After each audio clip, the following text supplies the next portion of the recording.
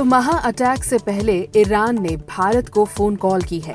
महा अटैक यानी कि ट्रंप की वो धमकी कि मंगलवार के बाद कुछ भी हो सकता है।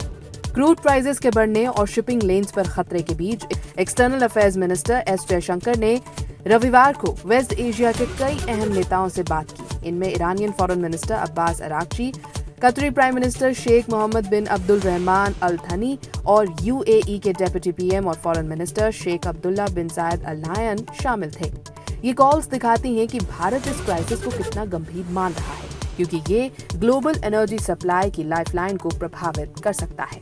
ये डिप्लोमेटिक एक्टिविटी उस समय तेज हुई जब यूएस प्रेसिडेंट डोनाल्ड ट्रंप ने ईरान को कड़ी चेतावनी दे दी कि अगर स्ट्रेट ऑफ हॉर्मुज नहीं खुला तो यूएस ईरानियन पावर प्लांट्स और ब्रिजेस पर हमला कर देगा।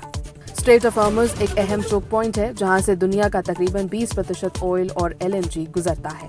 हाल के हफ्तों में ईरान ने इस वाटरवे को इफेक्टिवली ब्लॉक कर दिया है। हालांकि भारत जैसे फ्रेंडली देशों के शिप्स को गुजरने की अनुमति दी गई है, लेकिन एक्सपर्ट्स मानते हैं कि ये राहत कभी भी खत्म हो सकती है।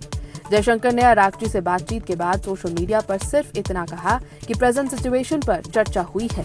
वहीं ईरानियन एम्बेसी ने बताया कि बायलैटरल टाइज के साथ रीजनल डेवलपमेंट्स पर भी बात हुई।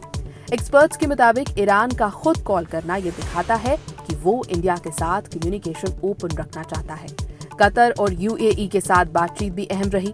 कतर एलएनजी एक्सपोर्ट का बड़ा प्लेयर है और कई बार बैक चैनल डिप्लोमेसी में भूमिका निभाता रहा है। यूएई जो रीजन का मेजर ट्रेड हब है, हॉर्मुज रूट को नॉर्मल करने में खास दिलचस्पी रखता है। भारत के लिए ये क्राइसिस सिर्फ डिप्लोमेटिक नहीं बल्कि इकोनॉमिक भी है। वेस्ट एशिया से इंडिया को बड़ा हिस्सा ऑयल और गैस का मिलता है। अगर हॉर्मुज रूट लंबे समय तक बाधित होता है तो फ्यूल प्राइसेस, फर्टिलाइजर कॉस्ट और फूड सिक्योरिटी पर बड़ा असर पड़ सकता है। पिछले कुछ हफ्तों में भारत ने क्वाइट डिप्लोमेसी अपनाई है, सभी पक्षों से कॉन्फ्लिक्ट खत्म करने और शिपिंग को बहाल करने की अपील की है। ऑफिशियल्स मानते हैं कि अगर ब्लॉकेज जारी रहा तो इसका असर सिर्फ भारत पर ही नहीं बल्कि पूरे डेवलपिंग वर्ल्ड पर पड़ सकता है। तो महा अटैक से पहले ईरान ने भारत को फोन कॉल की है। महा अटैक यानी कि ट्रंप की वो धमकी कि मंगलवार के बाद कुछ भी हो सकता है। क्रूड प्राइसेस के बढ़ने और शिपिंग लेन्स पर खतरे के बीच external affairs minister S Jaishankar ने रविवार को वेस्ट एशिया के कई अहम नेताओं से बात की। इनमें Iranian foreign minister Abbas Araghchi, कतरी प्राइम मिनिस्टर शेख मोहम्मद बिन अब्दुल रहमान अल थनी और यूएई के डेप्यूटी पीएम और फॉरेन मिनिस्टर शेख अब्दुल्ला बिन जायद अल नाहयान शामिल थे।